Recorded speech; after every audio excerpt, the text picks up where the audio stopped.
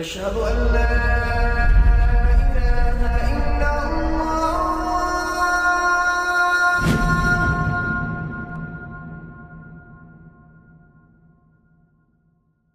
Raindrops media পরিবেশিত audio lecture series সেইরাহ। এই সিরিজে আলোচিত হবে পৃথিবীর বুকে শ্রেষ্ঠতম মানুষ রাসূলুল্লাহ মুহাম্মদ সাল্লাল্লাহু আলাইহি ওয়াসাল্লামের জীবন কথা। ইন্নাল হামদালিল্লাহ ওয়াসসালাতু ওয়াসসালামু আলা রাসূলিল্লাহ ওয়া আলা আলিহি ওয়া আসহাবিহি ওয়া সাল্লামা তাসলিমান কাসীরান মাজিদান ইলা ইয়াউমিদ্দিন, আম্মা বা'দ। সিরাত সিরিজে আজকে আমাদের পর্ব উহুদের যুদ্ধ নিয়ে। বদরের পরে যেই নামটি আসে সেটি হচ্ছে উহুদ। উহুদ যুদ্ধ ছিল বদরের প্রত্যক্ষ ফলাফল। বদরের যুদ্ধে কুরাইশরা পরাজিত হয়েছে বলেই উহুদের যুদ্ধ সংঘটিত হয়েছে। উহুদের যুদ্ধ নিয়ে আমরা বিস্তারিত আলোচনা করব। কেন এই যুদ্ধ হলো, যুদ্ধে কি হলো, যুদ্ধের বিভিন্ন ঘটনা, পরিণতি এবং ফলাফল সব কিছু আমরা জানার চেষ্টা করব ইনশাআল্লাহ। প্রথমে আমাদের আলোচনার বিষয়বস্তু হচ্ছে উহুদের প্রেক্ষাপট। উহুদ যুদ্ধের পেছনে অনেকগুলো কারণ আছে: ধর্মীয় বিরোধ, সামাজিক মর্যাদা, রাজনৈতিক আধিপত্য ইত্যাদি। তবে প্রথম যে কারণটি আসে তা হচ্ছে ধর্মীয় বিরোধ। কুরাইশের লোকজন দ্বীন ইসলামের অগ্রগতি মেনে নিতে পারছিল না। তারা চাচ্ছিল মানুষ ইসলাম গ্রহণ না করুক, ইসলাম থেকে দূরে সরে যাক। তারা শুধু নিজেদেরকে কুফরিতে ব্যস্ত রেখেছিল তা নয়, বরং তারা চাইত মানুষও তাদের বাপদাদার ধর্মে অটল থাকুক। এজন্য আল্লাহ তাআলা কোরআনে কিছু কাফিরদের দুটি অপরাধের কথা উল্লেখ করেন: নিজে কুফরি করা এবং অন্যদেরকে দ্বীন ইসলাম থেকে দূরে সরিয়ে রাখা। আল্লাহ তাআলা বলেন, ইন্নাল্লাযীনা কাফারু ইউনফিকুনা আমওয়ালাহুম লিয়াসুদ্দু আন সাবিলিল্লাহ فسينفقونها ثم تكون عليهم حسرة ثم يغلبون والذين كفروا إلى جهنم يحشرون। নিশ্চয়ই যারা কুফরি করেছে এবং নিজেদের ধন সম্পদ এ খাতেই ব্যয় করেছে যে এর দ্বারা মানুষদের আল্লাহ তাআলার পথ থেকে ফিরিয়ে রাখবে, এদের জন্য তুমি ভেবো না। এরা এই পথে ধনসম্পদ আরও ব্যয় করবে, অতঃপর সেই ব্যয় করাটাই তাদের জন্য মনস্তাপের কারণ হবে। এরপর দুনিয়ার জীবনেও তারা পরাভূত হবে। আর যারা কুফরি করেছে, আখিরাতে তাদের সবাইকে জাহান্নামের পাশে একত্রিত করা হবে। সূরা আনফাল আয়াত ৩৬। কাফিররা মানুষকে আল্লাহর পথ থেকে দূরে রাখতে তাদের সম্পদ খরচ করবে। ইমাম আশ-শাওকানী রাহিমাহুল্লাহ এই আয়াত প্রসঙ্গে বলেন, কাফিরদের উদ্দেশ্য হল টাকা পয়সা খরচ করে মানুষকে আল্লাহর দ্বীন থেকে দূরে সরিয়ে রাখা। আর এই উদ্দেশ্যে তারা সৈন্য সামন্ত জোগাড় করেছে এবং আল্লাহ রাসূল সাল্লাল্লাহু আলাইহি ওয়াসাল্লামের বিরুদ্ধে যুদ্ধ করেছে। আশ-শাওকানীর এই কথাটির বাস্তবতা আমরা এখনও দেখছি। বর্তমানকালেও এই ইতিহাসের পুনরাবৃত্তি ঘটছে। ইসলামের সাথে যুদ্ধ করার জন্য আল্লাহর দুশমনরা ব্যয় করেছে লক্ষ লক্ষ ডলার, যেন আল্লাহর আউলিয়াদের হত্যা করতে পারে, তাদের পাকড়াও করতে পারে, ইসলামের সুনাম মিটিয়ে দিতে পারে। এই যুগের কাফেররাও কুরাইশদের চেয়ে ব্যতিক্রম নয়। বদরের পরাজয় ছিল কুরাইশদের জন্য একটা বড় আঘাত। লজ্জা আর অপমান তাদের প্রতিটি দিন তাড়া করে বেড়াচ্ছিল। পরাজয়ের অন্তর্জ্বালা এতটাই তীব্র আর গভীর ছিল যে একটা বদলা নেওয়া ছাড়া গ্লানি তাদের মন থেকে মুছে যেত না। কুরাইশরা মক্কায় ৫ বা ১০ বছর না, ১০০ বছর ধরে সম্মানিত একটি গোত্র। রাজনৈতিক ও ধর্মীয় কর্তৃত্বের কারণে সবাই তাদেরকে সমীহ করে চলত। এমন একটি গোত্রের জন্য মদিনার অখ্যাত একটি দলের কাছে শোচনীয়ভাবে হেরে যাওয়া একটা কলঙ্ক ছিল। এখনকার ভাষায় বলা যেতে পারে এই পরাজয় ছিল তাদের জন্য একটা সাইকোলজিক্যাল ট্রমা। এ থেকে মুক্তি পেতে তারা প্রতিশোধের পথ খুঁজছিল, আর তার সূত্র ধরেই তারা উহুদের জন্য প্রস্তুত হওয়া শুরু করে। কুরাইশদের কাফেলার উপর মুসলিমদের ক্রমাগত সামরিক হামলাগুলো ছিল তাদের জন্য এক প্রকার অর্থনৈতিক অবরোধ।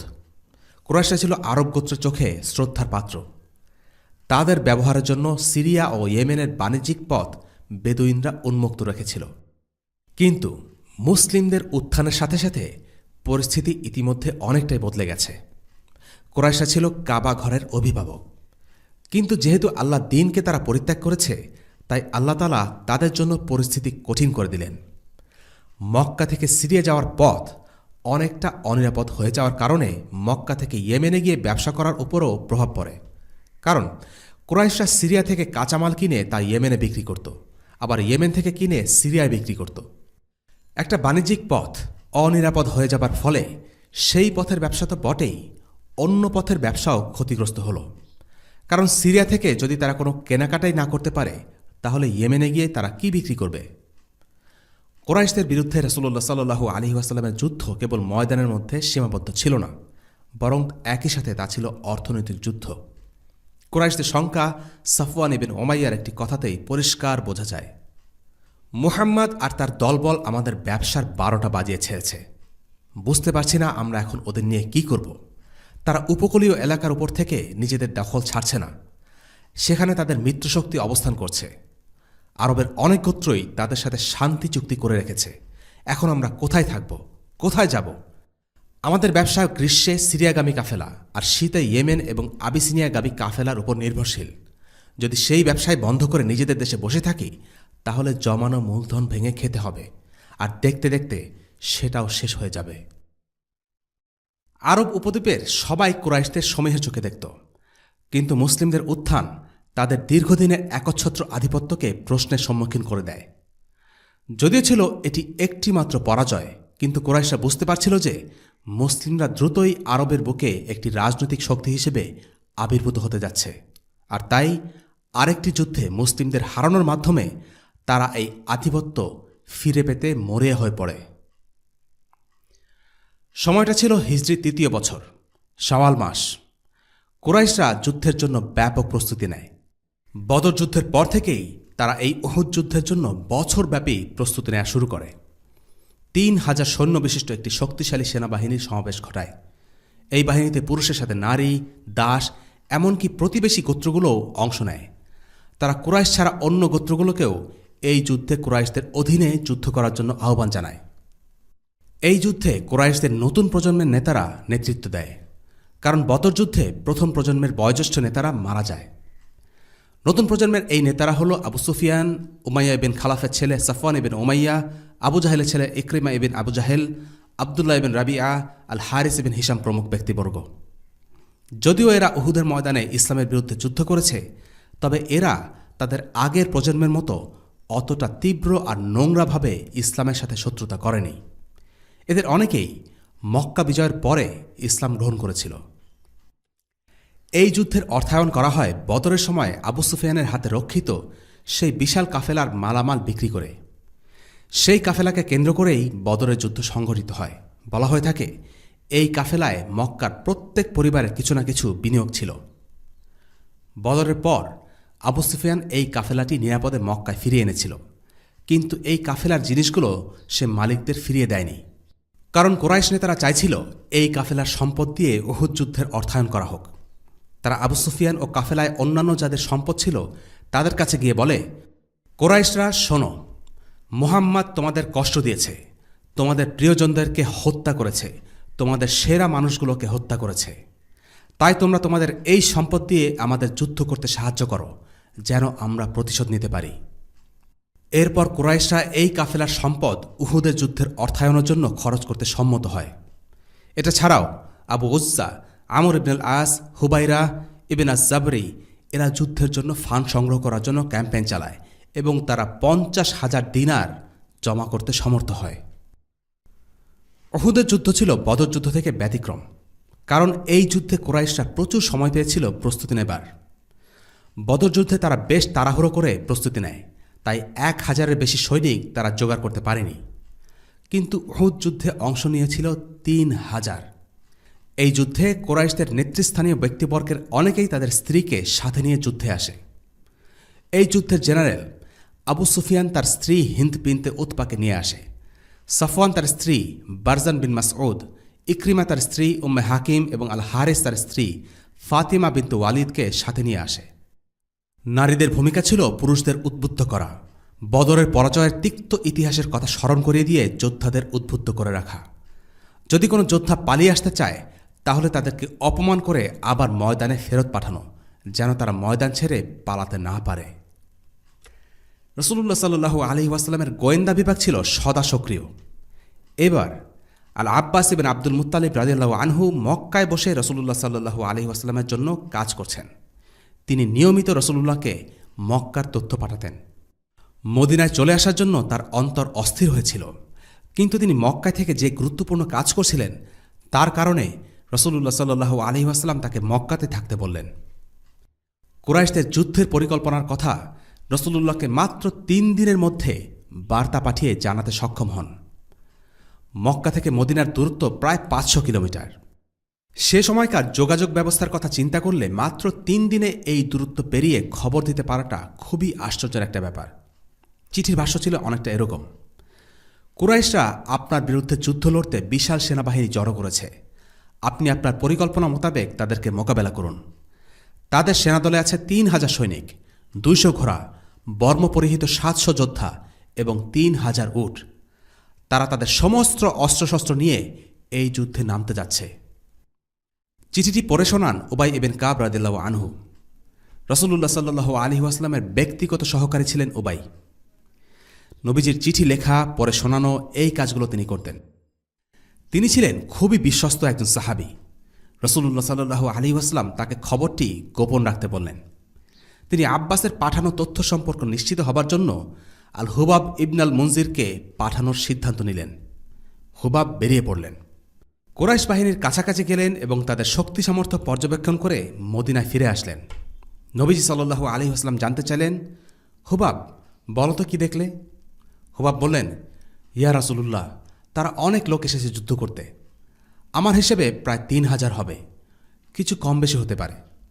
আর তারা ২০০ ঘোড়া এনেছে, আর প্রচুর ঢাল, প্রায় ৭০০-র কাছাকাছি হবে। আচ্ছা, তুমি কি মহিলাদের দেখেছ? হুবাব বললেন, হ্যাঁ দেখেছি। তারা দিফাফ আর আকবার নিয়ে এসেছে। এগুলো হলো ড্রামের মতো এক প্রকার বাদ্যযন্ত্র। নবীজি সাল্লাল্লাহু আলাইহি ওয়াসাল্লাম বললেন, ওরা এসেছে ওদের যোদ্ধাদের উৎসাহ যোগাতে, বদরের কথা স্মরণ করিয়ে দিতে। যা দেখেছ কারো কাছে প্রকাশ করবে না। হাসবুনাল্লাহ ওয়া নি'মাল ওয়াকিল, নি'মাল মাওলা ওয়া নি'মান নাসির। আব্বাস এবং হুবাবের কাছ থেকে নির্ভরযোগ্য তথ্য পাওয়ার পর রাসূলুল্লাহ সাল্লাল্লাহু আলাইহি ওয়াসাল্লাম যুদ্ধের ব্যাপারে সিদ্ধান্ত নেবার জন্য সাহাবীদের সাথে পরামর্শ করলেন। রাসূলুল্লাহ সাল্লাল্লাহু আলাইহি ওয়াসাল্লাম সাধারণ মানুষের কাছে এসব খবর গোপন রাখেন, কারণ হঠাৎ এই আক্রমণের খবর শুনে ভয় পেয়ে মনোবল হারিয়ে ফেলতে পারে।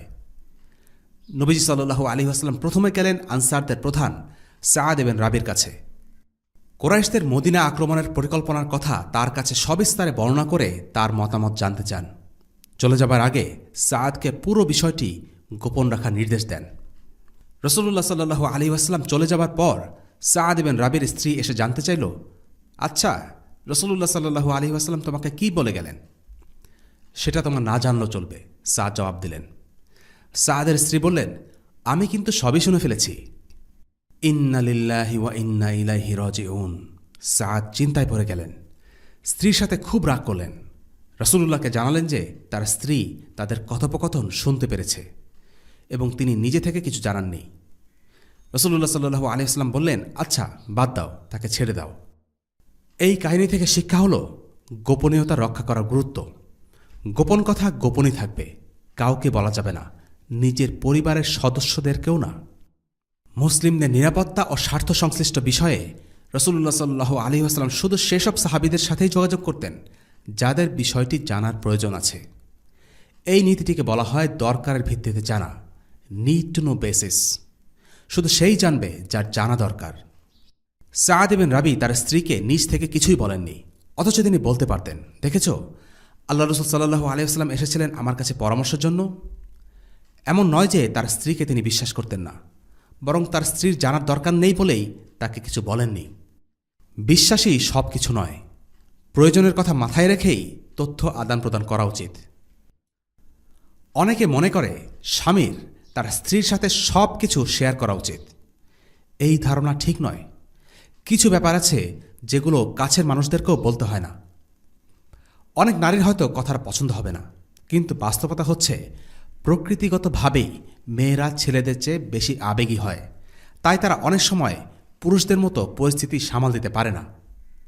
তবে এর মানে এই নয় যে এই ঘটনার ধোঁয়া তুলে পুরুষরা সব কিছুই স্ত্রীর কাছে গোপন রাখবে। যেগুলো জানার অধিকার একজন স্ত্রীর আছে সেসব তাকে বলতে হবে। তবে বিশেষ করে উম্মার বৃহত্তর স্বার্থ এবং নিরাপত্তাজনিত বিষয়গুলো গোপন রাখতে হবে। রাসূলুল্লাহ সাল্লাল্লাহু আলাইহি ওয়াসাল্লাম এরপর অন্যান্য সাহাবীদের ডাকলেন। আলোচনা শুরু হলো কিভাবে কি করা যায়। মূলত দুটি মত পাওয়া গেল। এক পক্ষ বলল, আমাদের মদিনার ভেতর থেকেই যুদ্ধ করা উচিত, মদিনাকে আমরা দুর্গ হিসেবে ব্যবহার করব। এভাবে যুদ্ধ করলে নারী আর শিশুরাও ছাদ থেকে পাথর ছোড়ার মাধ্যমে যুদ্ধে অংশগ্রহণ করতে পারবে। এটা ছিল রাসূলুল্লাহ সাল্লাল্লাহু আলাইহি ওয়াসাল্লাম এবং আব্দুল্লাহ ইবনে উবাইয়ের প্রস্তাব। রাসূলুল্লাহ সাল্লাল্লাহু আলাইহি ওয়াসাল্লাম এই প্রস্তাব করেছিলেন কৌশলগত কারণে, কিন্তু মুনাফিক নেতা আব্দুল্লাহ ইবনে উবাই এই মতামত দিয়েছিল কেননা সে মদিনার বাইরে গিয়ে যুদ্ধ করার ব্যাপারে খুবই ভয় পাচ্ছিল। অপরদিকে অধিকাংশের মতামত ছিল মদিনার বাইরে গিয়ে খোলা ময়দানে শত্রুর মোকাবেলা করা। মদিনার ভেতরে কাফির বাহিনী ঢুকে মুসলিমদের ঘরবাড়ি আক্রমণ করবে। তাদের মতে এটা খুবই লজ্জার বিষয়। যারা বদরের যুদ্ধে অংশগ্রহণ করেননি তারাই মূলত এই মত দিচ্ছিল। বদরের যুদ্ধে অংশগ্রহণ না করতে পেরে তাদের কেবলই মনে হচ্ছিল তারা অনেক কিছুই হারিয়ে ফেলেছেন, তাই এবারের যুদ্ধে যেতে তারা উন্মুখ হয়েছিলেন। তাদের আশঙ্কা ছিল যে শত্রুরা হয়তো মদিনায় ঢোকারই সাহস করবে না, আর সেই ক্ষেত্রে যুদ্ধ যদি নাই হয় তাহলে লড়বেন কার সাথে। তাদের চাপাচাপিতে রাসূলুল্লাহ সাল্লাল্লাহু আলাইহি ওয়াসাল্লাম দ্বিতীয় মতটাই গ্রহণ করলেন। সভা শেষে রাসূলুল্লাহ সাল্লাল্লাহু আলাইহি ওয়াসাল্লাম উঠে দাঁড়ালেন, ঘরে গিয়ে বর্ম পরে ফিরে এলেন। সাহাবীদের তখন মনে হল রাসূলুল্লাহ সাল্লাল্লাহু আলাইহি ওয়াসাল্লামকে এত চাপাচাপি করা ঠিক হয়নি। তখন তারা নিজেদের মধ্যেই তর্ক জুড়ে দিলেন। আল্লাহ রসুল একটা মত দিলেন আর তোমরা ভিন্ন মত দিচ্ছ। হামজা, তুমি যাও, এখনই গিয়ে তাকে বলো যে উনি যা ভালো মনে করবেন আমরা সেটাই করতে রাজি আছি। হামজা রাসূলুল্লাহ সাল্লাল্লাহু আলাইহি ওয়াসাল্লামের কাছে গিয়ে সেই কথা বললেন, কিন্তু রাসূলুল্লাহ বললেন না।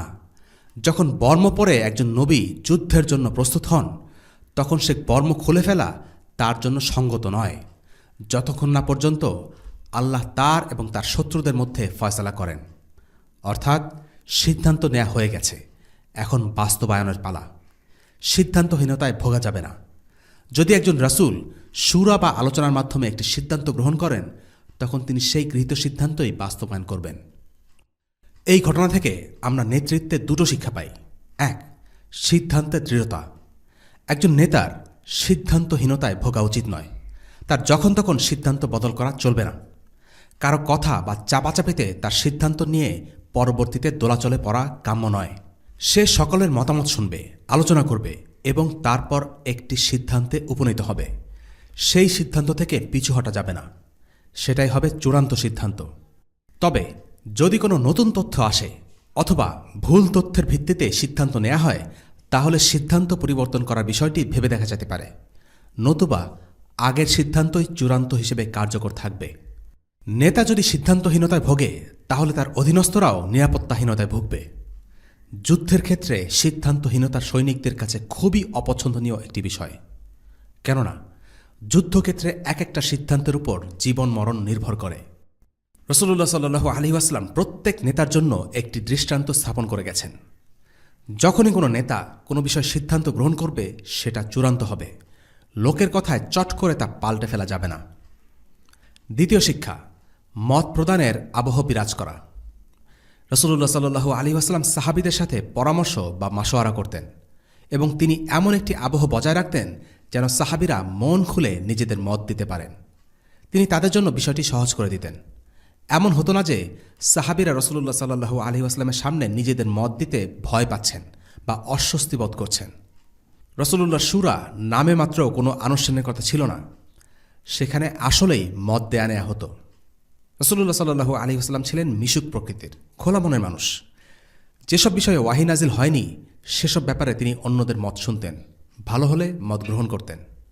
চূড়ান্ত সিদ্ধান্ত তিনি নিতেন যেহেতু তিনি নেতা, এবং তার সিদ্ধান্ত সাহাবীরা মেনে নিতেন। নিজেদের মত গ্রহণ না করা হলে সেটা নিয়ে তারা অখুশি থাকতেন না। এবার ময়দানের উদ্দেশ্যে যাত্রা। শুরার মাধ্যমে সিদ্ধান্ত নেওয়া হলো এবং মুসলিমরা প্রস্তুতি নেওয়া শুরু করল। উহুদ পাহাড়ের পাশে তারা তাদের গন্তব্য স্থির করলেন। মদিনা থেকে উহুদের দূরত্ব প্রায় মাইলখানেক হবে। রাসূলুল্লাহ সাল্লাল্লাহু আলাইহি ওয়াসাল্লাম তার যাত্রার সময় হিসেবে বেছে নিলেন মধ্যরাত, ইচ্ছে করেই।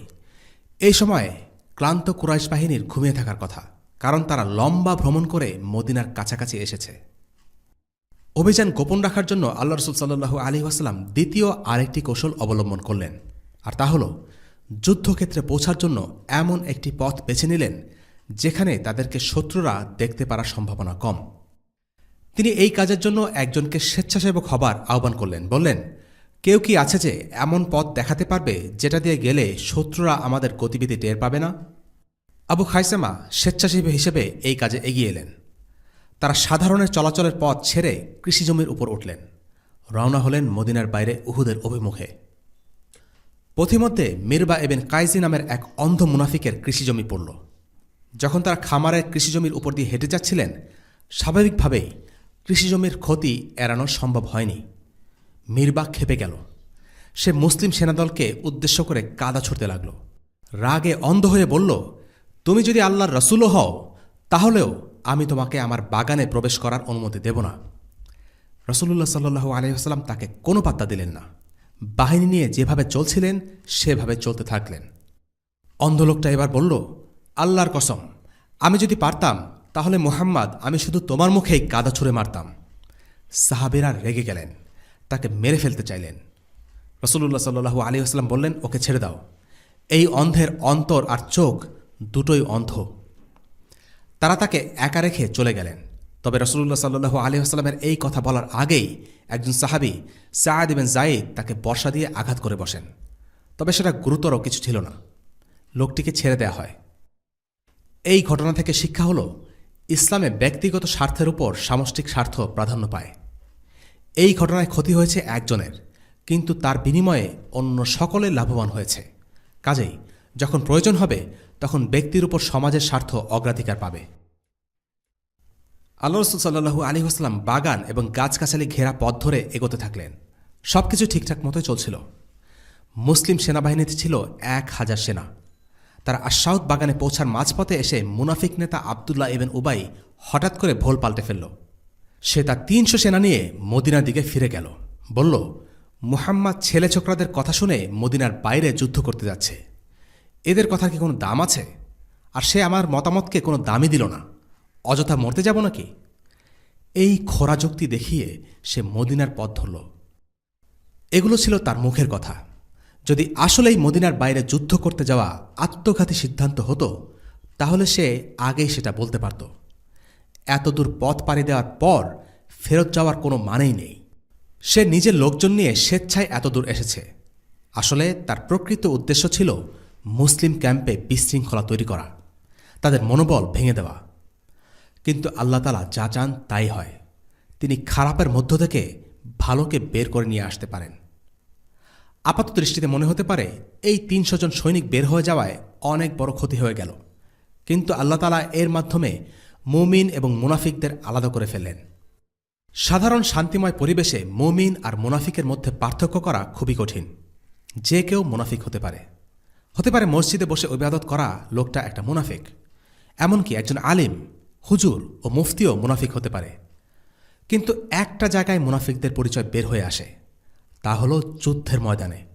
আল্লাহ তাআলা বলেন, ما كان الله ليذر المؤمنين على ما أنتم عليه حتى يميز الخبيث من الطيب وما كان الله ليطلعكم على الغيب ولكن الله يجتبي من رسله من يشاء فآمنوا بالله ورسله وإن تؤمنوا وتتقوا فلكم أجر عظيم।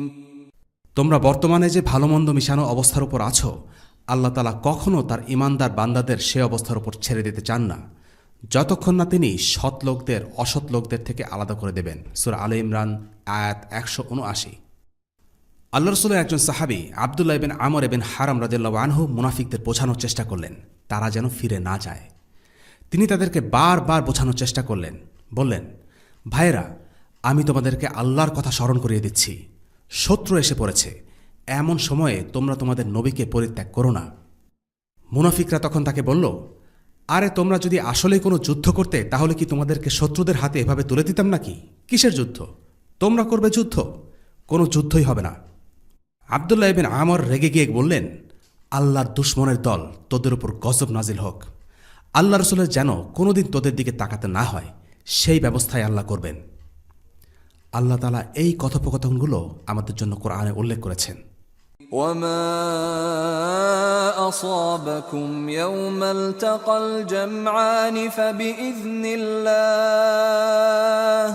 فبإذن الله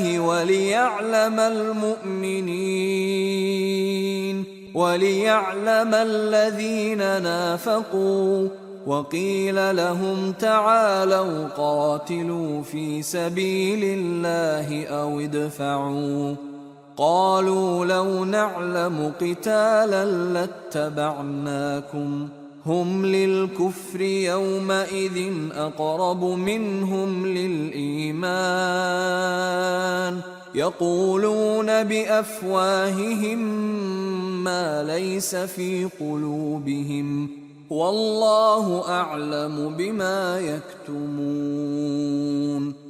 উহুদের ময়দানে দুদল সম্মুখ লড়াইয়ের দিনে যে সাময়িক বিপর্যয় তোমাদের উপর এসেছিল তা এসেছে আল্লাহর ইচ্ছায়। এই বিপর্যয় দিয়ে আল্লাহ তাআলা এই কথাটা জেনে নিতে চান কারা তার উপর সঠিক অর্থে ঈমান এনেছে। এর মাধ্যমে তাদের পরিচয় তিনি জেনে নেবেন যারা এই চরম মুহূর্তে মুনাফিকি করেছে। এই মুনাফিকদের যখন বলা হয়েছিল যে সবাই একসাথে আল্লাহর পথে লড়াই করো অথবা অন্ততপক্ষে নিজেদের শহরের প্রতিরক্ষাটুকু তোমরা করো, তখন তারা বলল, যদি আমরা জানতাম আজ সত্যি যুদ্ধ হবে তাহলে অবশ্যই আমরা তোমাদের অনুসরণ করতাম। এ সময় তারা ঈমানের চাইতে কুফরেরই বেশি কাছাকাছি অবস্থান করছিল। এরা মুখে যা কিছু গোপন করে আল্লাহ তাআলা তা সম্যক অবগত আছেন। সূরা আলে ইমরান আয়াত 166 এবং 67। অর্থাৎ মুনাফিকদের পিছু হটার কারণ হল জিহাদ। আব্দুল্লাহ ইবনে উবাই কেন এই সংকটময় মুহূর্তে পিছু হটেছিল? এর কারণ হল মুসলিমদের মাঝে সন্দেহ, বিভক্তি তৈরি করা, মনোবল ভেঙে দেবার চেষ্টা করা। তাদের এই পরিকল্পনা প্রায় সফল হবার উপক্রম হয়েছিল। বনু আউসের দুটি গোত্র, বনু সালিমা এবং বনু হারিসা, তারা মদিনায় ফিরে যাবার কথা চিন্তা ভাবনা করতে থাকে। কিন্তু আল্লাহ আজ্জা ওয়াজাল তাদের মনোবল ফিরিয়ে আনেন এবং তাদের দৃঢ়পদ রাখেন। আল্লাহ তাআলা বলেন, إذ هم الطائفتان منكم أن تفشلا والله وليهما وعلى الله فليتوكل المؤمنون। সেই নাজুক পরিস্থিতিতে যখন তোমাদের দুটো দল মনোবল হারাবার উপক্রম করল, তখন আল্লাহ তাআলাই তাদের উভয় দলের সেই ভগ্ন মনোবল জোড়া লাগাবার কাজে অভিভাবক ছিলেন। আর আল্লাহর উপর যারা ঈমান আনে তাদের তো সর্বাবস্থায় তার উপরই ভরসা করা উচিত। সূরা আলে ইমরান আয়াত 122। এই দুটো গোত্রের মনোবল হারিয়ে ফেলাটা ইচ্ছাকৃত ছিল না, তাই আল্লাহ তাদের দৃঢ়পদ রাখলেন, তাদের মাঝে সংকল্প ফিরে এলো। জাবির ইবনে আব্দুল্লাহ বলেন, এই আয়াতটি আমাদের ব্যাপারে নাজিল হয়। তারা এই আয়াতটিকে খুব পছন্দ করতেন, কারণ এখানে আল্লাহ বলছেন আল্লাহ ছিলেন তাদের, অর্থাৎ এই দুই গোত্রের ওয়ালি। আল্লাহ তাদের কথা কোরআনে উল্লেখ করেছেন, তাই তারা এই আয়াতটি খুবই পছন্দ করতেন। আর সেইখানে পৌঁছার পর দেখা গেল সেখানে বেশ কিছু মানুষ জড়ো হয়ে আছে। তারা ছিল কিছু ইহুদি, যারা ছিল আব্দুল্লাহ ইবনে উবাইয়ের মিত্র। মদিনার সনদ অনুসারে তাদের এই যুদ্ধে যোগ দেবার কথা, কিন্তু আল্লাহ রাসূল সাল্লাল্লাহু আলাইহি ওয়াসাল্লাম দেখলেন এই বাহিনীতে আব্দুল্লাহ ইবনে উবাই এবং তার লোকজন না থাকলেই ভালো, কারণ তাদের উদ্দেশ্যই ঝামেলা পাকানো। তাই তিনি ইহুদিদের থেকে কোনো সাহায্য নিলেন না, বললেন, মুশরিকদের বিরুদ্ধে আমরা মুশরিকদের সাহায্য নেব না। আর সেইখানে পৌঁছার পর তিনি কম বয়সী ছেলেপেলেদের মদিনায় পাঠিয়ে দেন। চোখের আন্দাজে যাদের বয়স কম মনে হচ্ছিল তাদেরকে মদিনায় ফেরত পাঠানো হয়। 14 বছর ছিল সর্বনিম্ন বয়স। আব্দুল্লাহ ইবনে ওমর, যায়েদ ইবনে সাবিত, উসামা বিন যায়েদ, যায়েদ ইবনে আরকাম, আল বারা ইবনে আজিব, আবু সাঈদ আল খুদরি সহ প্রায় 17 জন কিশোরকে ফেরত পাঠিয়ে দেয়া হয়। কম বয়সী ছেলেপেলেরা তাই রাসূলুল্লাহ সাল্লাল্লাহু আলাইহি ওয়াসাল্লামের চোখের আড়াল হয়েছিল, যেন তিনি তাদের দেখতে না পান। এই প্রসঙ্গে একটা মজার ঘটনা আছে।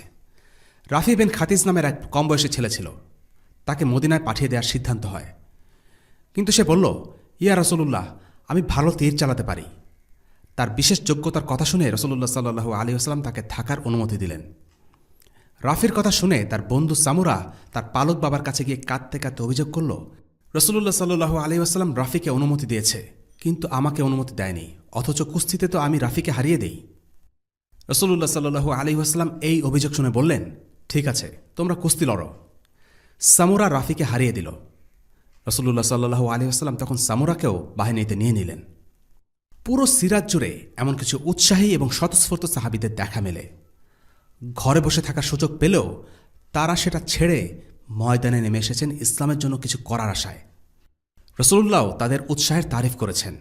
বিশেষ দক্ষতা থাকায় কম বয়স্ক ছেলেদেরকেও তাদের বাহিনীতে অংশ নিতে দিয়েছেন। তারা ছিল সাধারণ নিয়মের ব্যতিক্রম। রাসূলুল্লাহ সাল্লাল্লাহু আলাইহি ওয়াসাল্লাম মূল সেনাবাহিনীকে 3টি বাহিনীতে বিভক্ত করলেন: মুহাজিরিন, আওস এবং খাজরাজ। মুহাজিরিন বাহিনীর পতাকা দেয়া হয় মুসাব ইবনে উমাইর রাদিয়াল্লাহু আনহুকে। আওসের পতাকা তুলে দেয়া হয় উসাইব ইবনে খুজাইর রাদিয়াল্লাহু আনহুকে এবং খাজরাজের পতাকা বহন করেন আল হুবাব ইবনে আল মুনজির রাদিয়াল্লাহু আনহু। এরপর আল্লাহ রাসূল সাল্লাল্লাহু আলাইহি ওয়াসাল্লাম সাহাবাদের উদ্দেশ্যে একটি ছোট বক্তব্য দিলেন। যুদ্ধের আগে সৈনিকদের উদ্দেশ্যে একজন কমান্ডারের বক্তব্য খুবই গুরুত্বপূর্ণ। ইসলামের ইতিহাস জুড়ে এমন অনেক ঘটনা পাওয়া যায় যেখানে কমান্ডার সৈনিকদের উদ্দেশ্যে এমন তেজদীপ্ত ঝাঁঝালো বক্তব্য দিয়েছেন যে সৈনিকরা প্রবল সাহসিকতায় ময়দানে ঝাঁপিয়ে পড়েছে। যুদ্ধের সময় সৈনিকদের মনোবল চাঙ্গা রাখা খুবই গুরুত্বপূর্ণ।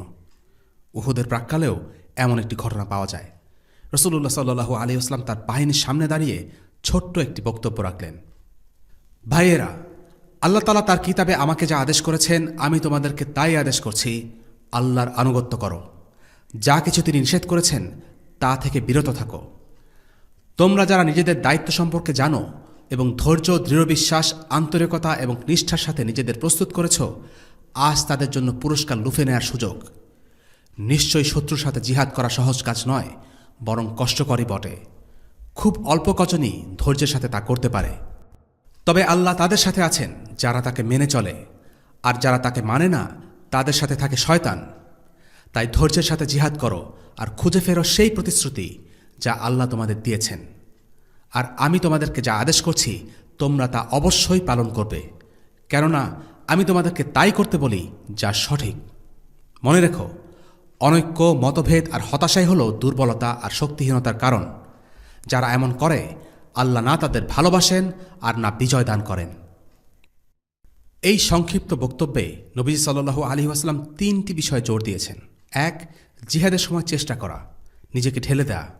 2. শত্রুর আক্রমণে দিশেহারা না হয়ে সবর করা। এবং 3. অনৈক্য এবং বিভক্তি পরিহার করা। রাসূলুল্লাহ সাল্লাল্লাহু আলাইহি ওয়াসাল্লাম উহুদ পাহাড়ের সামনে দাঁড়ালেন। যুদ্ধক্ষেত্রের বিভিন্ন দিক ভালোভাবে দেখছেন। রাসূলুল্লাহ সাল্লাল্লাহু আলাইহি ওয়াসাল্লামের কোনো প্রাতিষ্ঠানিক সামরিক জ্ঞান ছিল না। আল্লাহ তাআলা তাকে এই বিষয়ে জ্ঞান দিয়েছেন। উহুদের ময়দানে দাঁড়িয়ে তিনি লক্ষ্য করলেন পেছনের দিক থেকে আক্রমণের একটি সম্ভাবনা আছে। সেখানে একটি ছোটখাটো পাহাড় আইনাইন, উহুদ পাহাড়ের ঠিক বরাবর।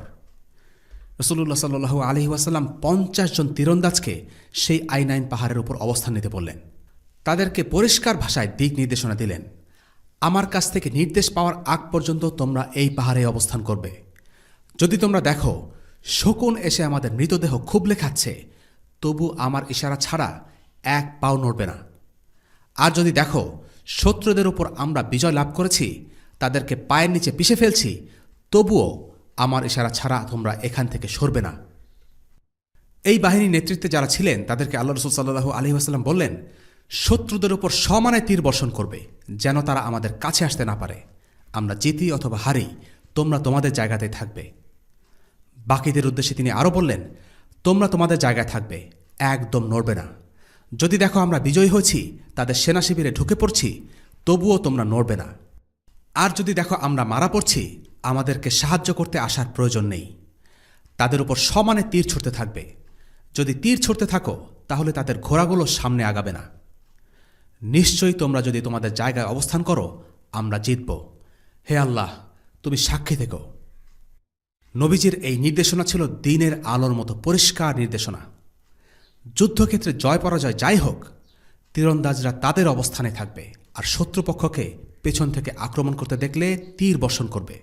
কেননা শত্রুরা অসতর্কতার সুযোগ নিয়ে পাশ থেকে কিংবা পেছন থেকে হামলা করে মুসলিমদেরকে বিপদে ফেলে দিতে পারে। রাসূলুল্লাহ সাল্লাল্লাহু আলাইহি ওয়াসাল্লাম 50 জনের বাহিনীকে আইনাইন পাহাড়ের উপর অবস্থান করতে বললেন, যেন শত্রুরা শুধুমাত্র একটি জায়গা থেকেই আক্রমণ চালাতে পারে এবং বাকি জায়গাগুলো সব বন্ধ হয়ে থাকে। এই বাহিনীর নেতৃত্বে ছিলেন আবদুল্লাহ ইবনে জুবাইর রাদিয়াল্লাহু আনহু। এই 50 জনের কাজ হল 3টি। 1. পাহাড়ের উপর নিয়ন্ত্রণ রাখা। 2. মুসলিম বাহিনীর পেছন দিকটায় নিরাপত্তা নিশ্চিত করা। এবং 3. কোনো শত্রু বাহিনী আসতে চাইলে তাদের প্রতিরোধ করা। যুদ্ধের শুরুতে কুরাইশরা একটি কূটকৌশল অবলম্বন করল। তারা মুসলিমদের ঐক্যে ফাটল ধরাতে চাইল। আবু সুফিয়ান আনসারদের উদ্দেশ্য করে সংবাদ পাঠালো, বলল, দেখো, তোমাদের সাথে আমাদের কোনো শত্রুতা নেই, আমাদের বোঝাপড়া আমাদের ভাইদের সাথে, কাজেই তোমরা আমাদের পথ থেকে সরে দাঁড়াও। অর্থাৎ কুরাইশরা বলছিল, আনসারদের সাথে কুরাইশদের কোনো শত্রুতা নেই, আনসারদের সাথে কুরাইশদের যুদ্ধ করার কোনো ইচ্ছা তাদের নেই। কুরাইশরা শুধু মুহাজিরদের সাথেই যুদ্ধ করতে এসেছে। এই কথা শুনে আনসাররা বললেন, তোমরা এখন কথা বলছো? আরে তোমরা, এই কুরাইশরা মাত্র কিছুদিন আগে রাসূলুল্লাহ সাল্লাল্লাহু আলাইহি ওয়াসাল্লাম মদিনায় হিজরত করার পর আমাদেরকে চিঠি লিখে হুমকি দিয়েছিলে যে যদি আমরা রাসূলুল্লাহকে তোমাদের হাতে তুলে না দেই তাহলে তোমরা আমাদেরকে হত্যা করবে, আমাদের মেয়েদেরকে দাসী বানাবে, আমাদের টাকা পয়সা লুট করবে। আর এখন হঠাৎ সাদসে যে বলছো আমাদের সাথে তোমাদের কোনো শত্রুতা নেই, এটা মিথ্যা, এটা হচ্ছে তোমাদের প্রতারণা। কুরাইশরা চেয়েছিল মুসলিমদের মধ্যে অনৈক্য তৈরি করতে, যাতে এক এক করে সবাইকে শেষ করতে পারে। আজকের দিনে কাফেররা যেমন করে বলে, মুসলিমদের সাথে আমাদের কোনো শত্রুতা নেই, আমরা তো শুধু সন্ত্রাসীদের দমন করছি। এটা আধুনিক সামরিক সংস্কৃতির একটি কৌশল, যার মাধ্যমে শত্রুর মধ্যে অনৈক্য তৈরি করা হয়। বলা যেতে পারে এটি মনস্তাত্ত্বিক যুদ্ধের একটি অস্ত্র। কাফিররা এই কথা বলে উম্মার একটি অংশের কাছে বিশ্বাস বা আস্থা অর্জন করে তাদের বন্ধু সাজতে চায়, এবং যারা উম্মার পক্ষে লড়ছে তাদেরকে ভিলেন বানাতে চায়। বাস্তবতা হল, প্রথমে তারা তথাকথিত সন্ত্রাসীদের দমন করবে, আর এরপর বাদবাকি উম্মার বিরুদ্ধে মাঠে নামবে। কাফিররা যদি সরাসরি ইসলাম ও মুসলিমদের বিরুদ্ধে যুদ্ধ ঘোষণা করে তাহলে সব মুসলিম তাদের বিরুদ্ধে এক হয়ে যাবে, এবং তখন কাফিরদের জন্য মুসলিমদের ধ্বংস করা কঠিন হয়ে যাবে। জিহাদ হচ্ছে মুসলিম উম্মার রক্ষা কবচ, আর কাফিররা সেটা নষ্ট করে দিতে চায়। তাই তারা জিহাদের অপব্যাখ্যা করে, এবং যারা জিহাদ করে তাদের ব্যাপারে মিথ্যাচার করে। তারা বলে তারা মুসলিমদের ভালোবাসে, কিন্তু সন্ত্রাসীদের ঘৃণা করে। আসলে সন্ত্রাসী বলতে তাদেরকেই বোঝায় যারা আসলে কাফিরদের দখলদারিত্বের বিরুদ্ধে অবস্থান নেয়। কাফিরদের এই সততাপূর্ণ বয়ানের ব্যাপারে মুসলিমদের সচেতন হতে হবে এবং বুঝতে হবে কে তাদের শত্রু আর কে তাদের বন্ধু। দ্বিতীয় প্রচেষ্টা হিসাবে কুরাইশরা আওস গোত্রের আবু আমরকে পাঠিয়ে মুসলিমদের মধ্যে বিভক্তি সৃষ্টির চেষ্টা চালালো। সে আগে মদিনায় থাকত। ইসলাম যখন মদিনায় আসে তখন সে মুসলিম হতে অস্বীকৃতি জানায়, আর মদিনা ছেড়ে কুরাইশদের সেনাবাহিনীতে যোগদান করে। আগে তার গোত্রের লোকেরা তাকে অনেক ভালোবাসত, তাকে রাহিব বা যাজক বলে ডাকত। তাই কুরাইশদের সে বলল, আমি আমার লোকদের বুঝিয়ে শুনিয়ে মুহাম্মাদের বিরুদ্ধে যুদ্ধ করতে রাজি করাব। আবু আমর খুব আত্মবিশ্বাসী ছিল।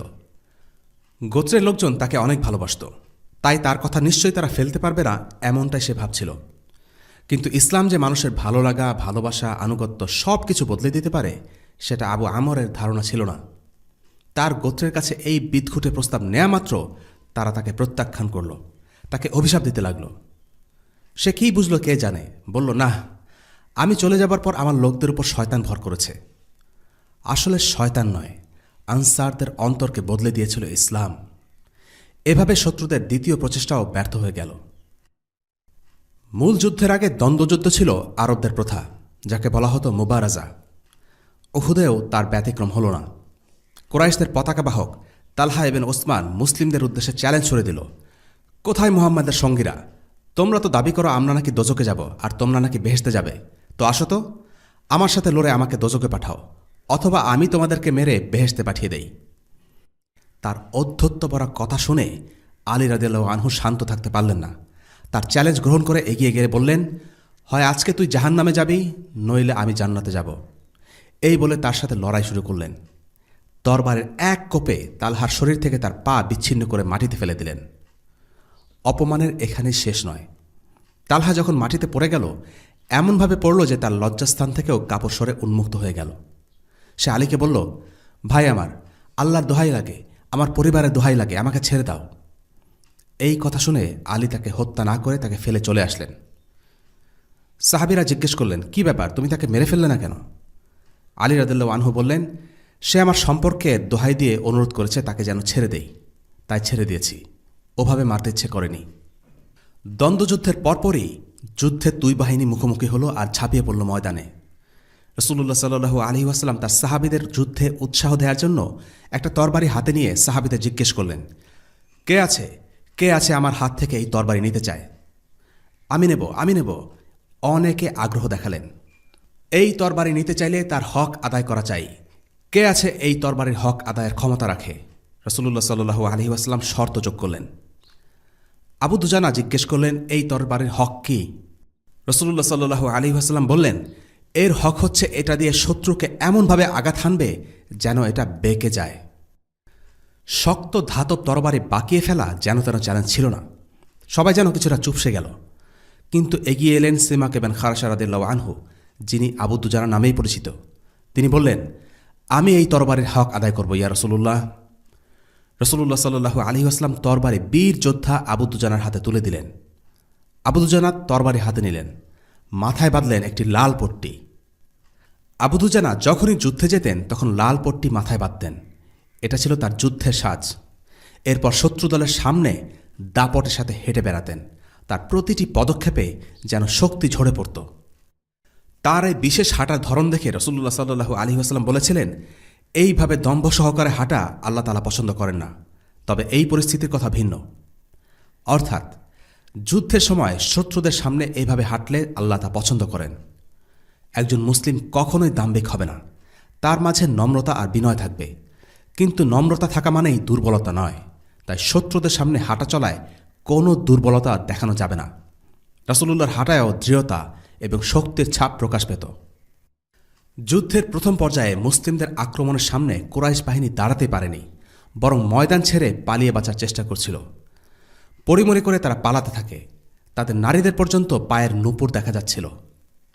আবু সুফিয়ানের স্ত্রী হিন্দকে দেখা গেল পালিয়ে পাহাড়ের উপর আশ্রয় নিতে। কুরাইশদের বিপর্যয় এতটাই সাংঘাতিক ছিল যে তাদের নারীদের প্রতিরক্ষা দেওয়ার মতো কোনো পুরুষ অবশিষ্ট ছিল না।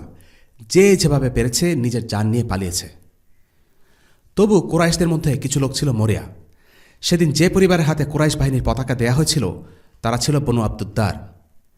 আবু সুফিয়ান তাদের আগেই বলে দিয়েছিল, দেখো, বদরের দিনেও তোমরা পতাকা বহন করেছ, আর সেবার কি ঘটেছে নিশ্চয়ই তোমাদের মনে আছে। যদি এই পতাকার মর্যাদা না রাখতে পারো তবে এই দায়িত্ব ছেড়ে দাও।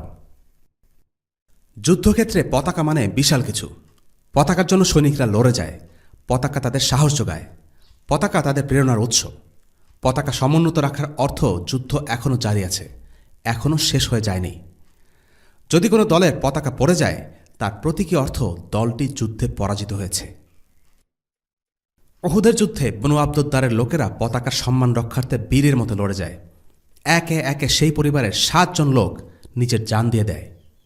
প্রথমে একজন পতাকা ধরে, তাকে হত্যা করা হয়। এরপর দ্বিতীয়জন, তাকে হত্যা করা হয়। এমনি করে 7 জন পতাকা ধরে রাখতে গিয়ে মৃত্যুবরণ করে। এরপর তাদের এক আবিসিনিয়ান দাস পতাকা উঁচু করে ধরে। তার হাতে মারাত্মক আঘাত পাবার পরেও সে পতাকাটি কোনো রকমে তুলে ধরে রাখার চেষ্টা চালিয়ে যায়। ওই কঠিন মুহূর্তেও সে বলতে থাকে, আমি কি আমার দায়িত্ব ঠিকমতো পালন করেছি?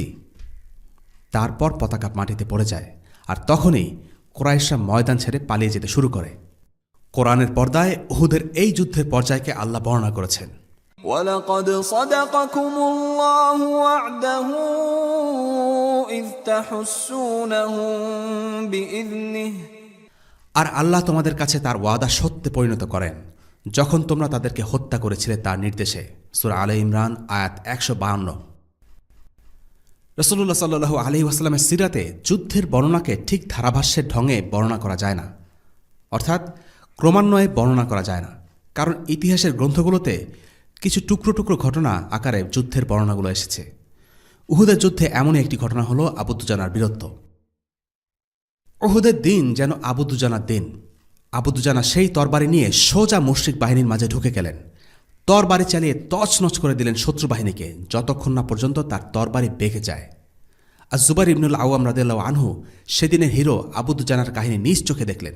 তিনি বলেন, আল্লাহ রসুল যখন আমাকে তরবারি না দিয়ে আবু দুজানাকে দিলেন, আমি মনে মনে বেশ দুঃখ পেলাম।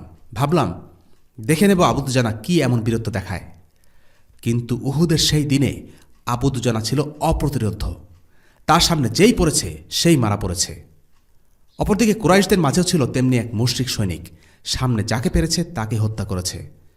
যুদ্ধের এক পর্যায়ে সেই মুশরিক যোদ্ধা আর আবু দুজানা দুজনেই দুজনের বেশ কাছাকাছি চলে এলো। আমি আল্লাহর কাছে দোয়া করতে থাকলাম যেন তারা দুজনের পরস্পর মুখোমুখি হয়, আর আল্লাহর ইচ্ছায় তাই হলো। দুজন লড়াই শুরু করল। দুজনে একে অপরকে তরবারি দ্বারা আঘাত পাল্টাঘাত করছে। সেই মুশরিক আবু দুজানাকে তরবারি দিয়ে আঘাত করতে গেলে আবু দুজানা রাদিয়াল্লাহু আনহু তৎক্ষণাৎ তার ঢাল দিয়ে সে আঘাত প্রতিরোধ করলেন, কিন্তু তরবারি আটকে গেল আবু দুজানার ঢালে, আর সেই সুযোগে আবু দুজানা তাকে তরবারি চালিয়ে হত্যা করলেন।